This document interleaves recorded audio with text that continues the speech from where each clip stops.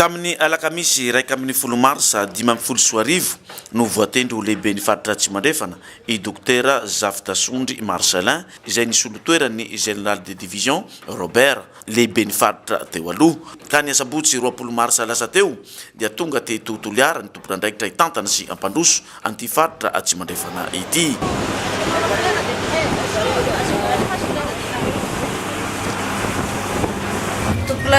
Vavy amin'ny kafaliana lehibe tompo no iarabana ianareo satria tonga soa eto amin'ny faritra Tsimandrefana ary enikajy ny voninahitra ny faritra itongavanareo izao.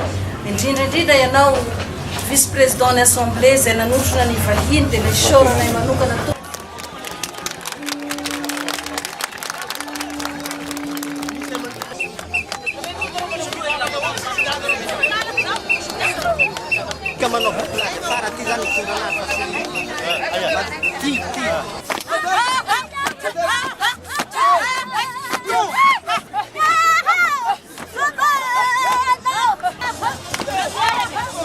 tamin'ny lapan'ny faritra Tsimandrefana mitsinjo no nantanterahana izany nitrony ny tale sy ny tompon'andraikitra isan-tsokajiny ato amin'ny faritra ahitana ireo lehiben'ny distrika solotoena ny foko 80 ny antoko politika ary ireo mpamatsy vola monina sy miasa eto Toliara. Ny ministera ny atany anatrika ny famindram-pahefana ka angatahantsika zany ireo mba hanao famindram-pahefana magnatrika antsika eto amizay tsika sady vavolombelo no matokotokoa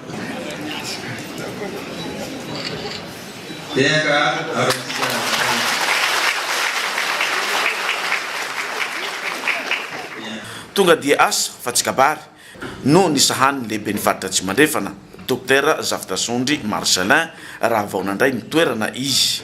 Voly honko izay natao tao ambony lava commune rurale Belalanda district Toliara faharoa izay niarahana tamin'ny sampandraraha ala sy ny tontolo iainana no troniny ireo sampandraraha misy ato amin'ny faritra Tsimandrefana ny alahady lasa teo. Fanatsarana ny tanan-dehibe fanangonana ny heviny tsirairay ho fanatsarana ny tanàna ny Toliara izany. Fanitara ny lalana RNF hipaka hatrany Bevoay hatombo enina ka hatramin'ny 12 taona isaky ny hektara ny vokatra azo amin'ny fambolem-bary.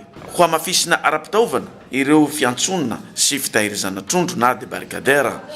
Ireo raha atao bakotokana ny dinika ny fanaovany lehibe ny faritra Tsimandrefana sy ny tompon'andraikitra avy ao amin'ny bady ny alatsinainy lasa teo.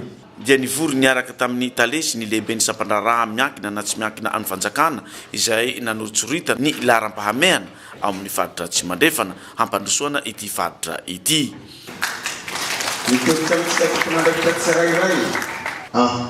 Izao fanatinareo ahy izao dia manambady sahady fa fahavononana tanteraka amin'ny fiarah-miasa ho fampandrosoana ity faritra mamitsika ity. Tsy misy fanavahana ny fandraisan'andraikitra sy anjara asa amin'ny asa fampandrosoana fa miantefa amin'ny vahoako ato anatin'ny faritra. Samy manatandrify azy ny tsirairay avy. Ka toy izao manaraka izao ny sotrasa fohezaka atolotray. Eo ampisehatry ny fandriam-pahalemana izay fototra voalohany fampandrosoana. Hiezaka ny hanafona tanteraka ny tsy fandriam-pahalemana an-tanàna lehibe toy ny sy ny ambanivohitra. Eo atsaraina lehibe kokoa ny sehatry ny fahasalamana sy ny fanabeazana. Atao vahido an-draharaha ny fanatsarana fambolena, ny fiompiana ary ny jomy. Tsy hadino ny fanamafisana miaraka amin'ny kolikoly. Ny fototry izany rehetra izany dia ny fampiharana ny fanjakana tsara tantana, tambalaana sy demokratika.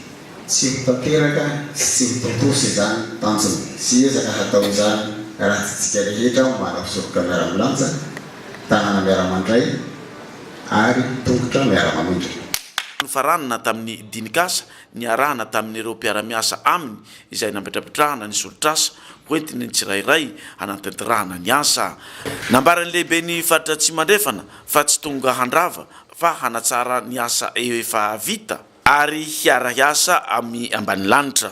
Raha mijoroiko mandray ity andraikity dia tsy tonga handrava sanatria fa hanohy sy hanatevina izay efa natomboky ny nambariny reto mpiasa ireto kosa fa vonona izy ireo hanatanteraka ny baiko avy amin'ny lehibe isambaratongany mba hampanosoana ity faritra ity.